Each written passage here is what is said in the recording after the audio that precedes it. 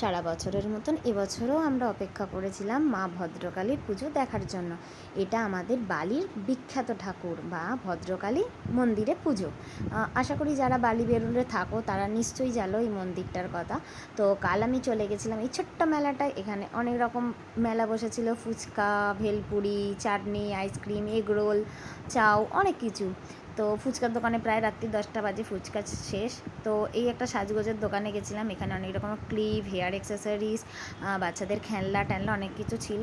তো এই সব কিছু দেখছিলাম মিষ্টির জন্য, মানে কেনার জন্য। কিন্তু দেখছি এখানে জিনিসগুলো বড্ড বেশি দাম বলছে। তো এখানে একটা ক্যামেরা দেখছিলাম, খেলনা ক্যামেরা, অনেক রকম ফটো দেখা যায়। তো এটার দাম বললো 70 টাকা। আমার তো প্রচুর বেশি দাম মনে হলো, তাই আমি এটাকে ইগনোর করে অন্য দোকানে চলে গেলাম। এই একটা ব্যাগের দোকানে গেলাম, এখান থেকে মিষ্টির জন্য একটা টুপি কিনলাম আর মায়ের জন্য একটা ভ্যানিটি ব্যাগ কিনলাম।